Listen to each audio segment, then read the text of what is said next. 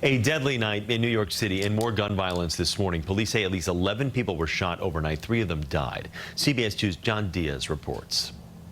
A baseball hat and used medical gloves are in the center of one of New York City's latest homicide scenes. Police say around 2 o'clock this morning, 3 men were shot at the corner of East 179th Street and Clinton Avenue in the Crotona section of the Bronx. A 60-year-old man died. It had to be like at 10, 12 at least. It was really loud. 2 hours later, and less than 1 mile away in Tremont, a 44-year-old man was also fatally shot in the back of the head on Park Avenue.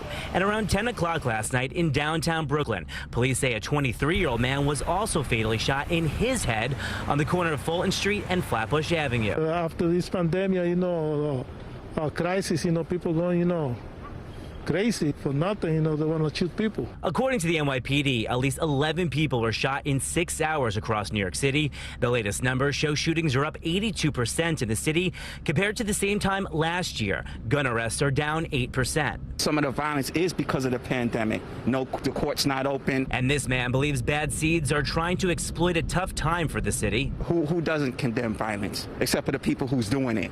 People are out here trying to live, and people want peace. People want equality, people want justice, you understand? But you have some other people that just, they love chaos.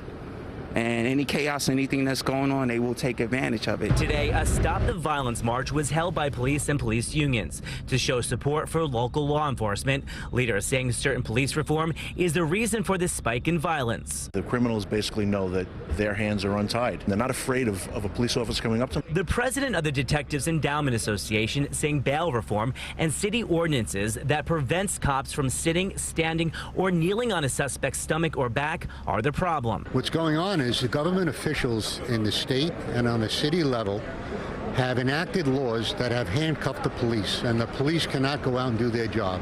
But the numbers don't necessarily support that argument. Of the 1,500 inmates let out of Rikers during the pandemic, only 7 had been rearrested on a weapons charge by mid-July. And while these police officers continue to march, other police officers are hard at work, busy investigating those overnight shootings, trying to catch the suspects. From the Bronx, John Diaz, CBS 2 News.